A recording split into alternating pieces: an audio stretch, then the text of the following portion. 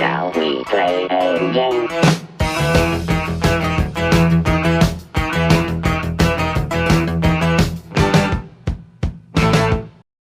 Sorry, I just did a full loop for no reason at all. Push. Okay. I went the wrong way again. Sorry about that. Guy's still working on the windshield. Alright. Now we are going to harass you. Oh, here we go, harass. You walk up to the man who seems to be the restaurant's Pardon me, meter is D. your name by any chance Perry Ye? Oui? Who is inquiring? Hey, I'm here to harass you about your late protection payment. Oh, terrific. Can't you see the lunch crowd I've got here? I'm sorry, I'll come back after they've cleared out. I would appreciate it. Ugh, I gotta clear out the lunch crowd? Okay. See... Okay, then. That guy's a jerk. I don't want to talk to him again. I'll try talking to the punk again. Oh, you got anything that would clear out a crowd? I got good stink bombs. Can I get one from you? Maybe. What's it worth? What do you want? You got any blasting caps? How about some really good chocolate? No, but I'll tell you what. I'll trade you a bloodsicle for a stink bomb. What's that? Ice cream. That's nice that you still have ice cream. It's not really ice cream, but I like it because it spreads rapidly when you set it on fire. Okay, fair enough. I'll get you a bloodsicle. There's always room for Go back to what you were doing. Don't lose a finger. Alright, so now let's buy some ice cream. You ask the ice cream man for a bloodsicle and realize you spent every last cent you had on the tattoo. Ugh. Fortunately, the ice cream man picks up on the fact that you've got chocolate. Facts on chocolate, he asks you. You tell him that, in fact, you have one of 3 original bars of Facts on Chocolate ever made, hand-molded by the woman who discovered the ancient grove that Facts on Chocolate comes from. He knows you're telling the truth and is extremely impressed. You give him a small taste of the chocolate and he willingly gives you the bloodsicle. That's a good deal. Like, I still have the chocolate bar. Looks intact. And now I've got a bloodsicle. Should I eat it? Let me save my game first and then I'll try.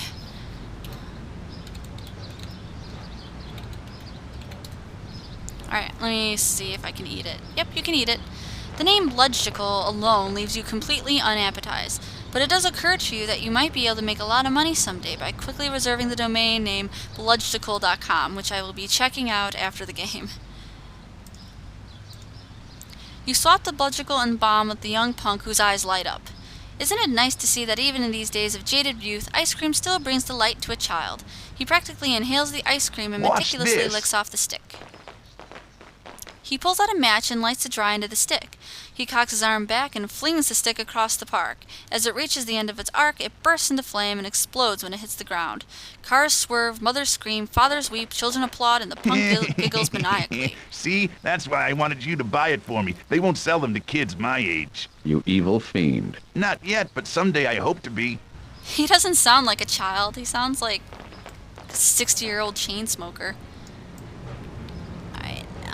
So apparently things are... Oh, it's not cleared out. I have to clear it out myself. I have the stink bomb here.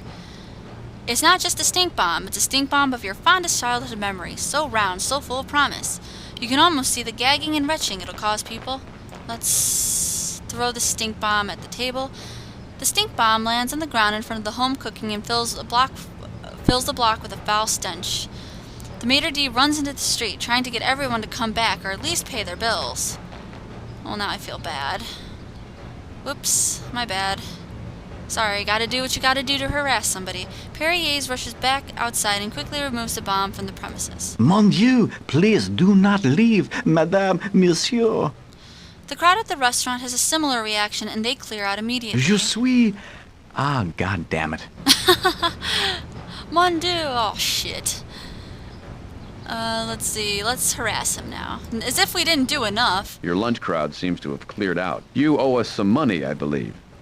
You better pay up, or else. Oh, yes, it's harassment time, isn't it? Damn straight, mister. Very well, go ahead. If you don't give us our money pretty soon, we're gonna have to get tough. Maybe damage all of this, okay? So let's get with it. Mm-hmm. We're pretty good at harassing. So consider yourself harassed. That's Kind of. it? You call that harassment? That's hardly even making a nuisance of yourself. Here, grab me by the collar. if you insist. You grab the maitre d' by the collar. Now shake me. You shake him back and forth. Not so gently. What am I, a baby? You shake him harder. Like that? It'll do. Now hit me. Do I have to? And you're in the organization. Come on. Okay, slap me then. You half push, half smack him in the jaw. Pitiful. Harder. Come on, my grandmother could harass me better Jesus, than that. he's harassing Rough me better up. than I'm harassing Throw him. me against the brick wall. Punch me in the stomach. You give him an Indian burn. No, like this. He hurls himself bodily against the wall and throws himself across the table and onto the floor. He stomps himself a few times for good measure, necessitating a rather awkward contortion. Finally, he stands up and wipes a small trickle of blood from the corner of his mouth. That kind of thing. Now, do you want to give it a try? You give him a very hard noogie on top of the head. Hopeless. That was the worst harassment in the whole Fabulous. glorious history of harassment. Okay, I'll have the money by tomorrow, yada, yada, yada. Now, if you'll excuse me. We are the weakest harassers on the planet. That's okay. So now we've got... Is this signed now? Let's look at it. As far as you can see, you've fulfilled your obligation. I still have this tinting, but I don't think I have a way to cut it, to put it on the sunglasses. I have the tattoo. I still need a sponsor, because that one guy was a dud. There's a woman here now sitting at the bench. Let's talk to her. Hello. Let's see. Maybe she can sponsor us. You're not in the organization by any chance, are you? Oh, yes, they have bingo. Would you sponsor me? I'd be honored. I think you'd make a very nice crook. Stand up and let me look at you. You obligingly stand and pirouette for the old lady. Yes, you'll do well. Oh, this is so exciting. Where do I sign? Sign what? Don't I have to sign a card or something? Oh, I don't know. Oh, I'll see. crap. Don't leave. Oh, I'll be here. I forgot to take another sponsor card. Alright, BRB. Just gotta go this way. Pick up this. You take the top off the cards. Okay. You start to take another card off the top of the pile. Wait, let's make it a little harder this time. Take one from the center of the pack. You cut the cards and take one out that you cut to, and you don't look at the face of it yet. The receptionist reaches into her shirt pocket and withdraws a small folded post to this. I've written a prediction on this slip of paper. She hands you the slip, which you open and compare to the card you took from the center of the pack. Simply incredible. Alright, that's enough of that. Okay. Now, what am I doing? Oh, okay. I'm gonna get her to sign my card. She's still there. Hello. You're not in the organization by any chance, are you? Oh, yes, they... Now, would... Why, certainly, you...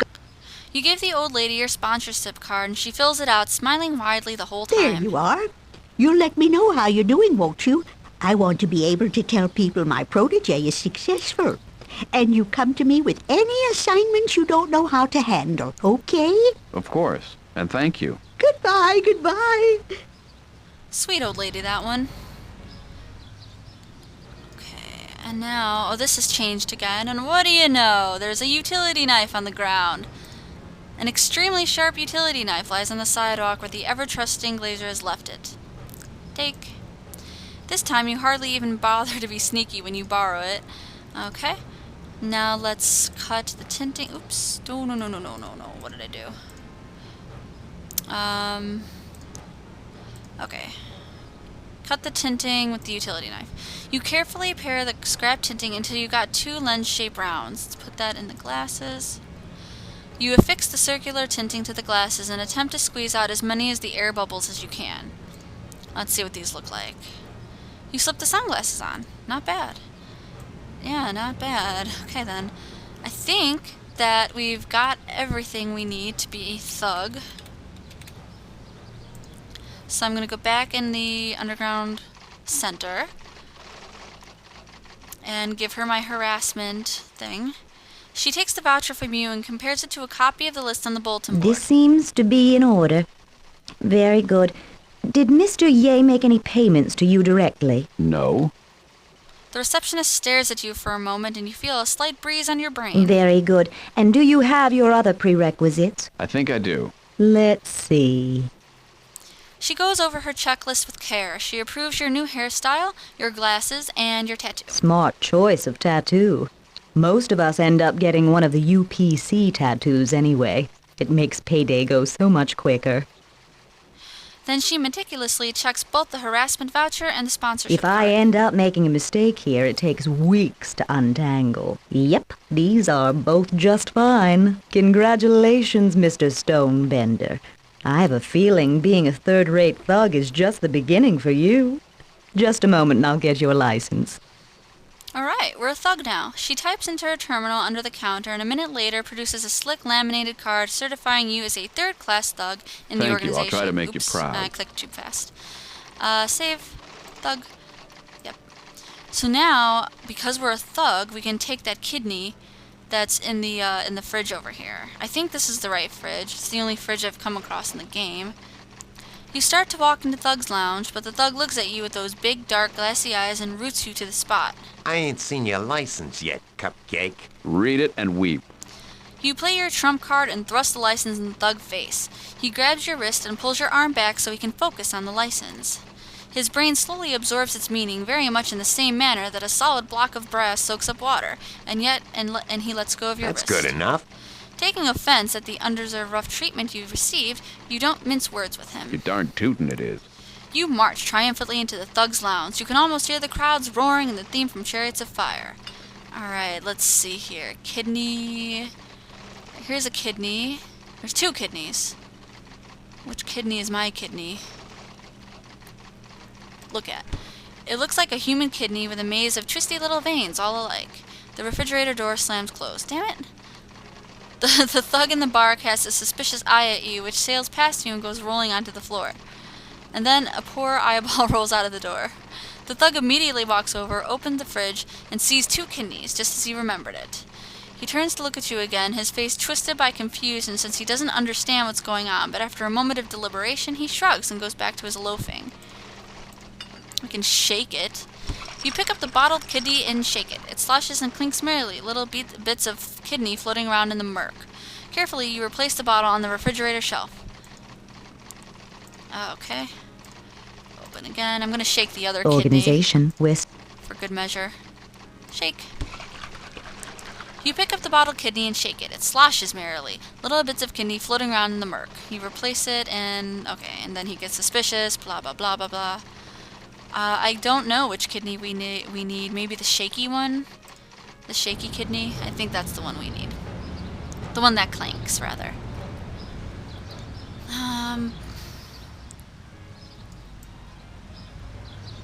not sure. I'm gonna ask... I need to ask Rat's ass which kidney is his.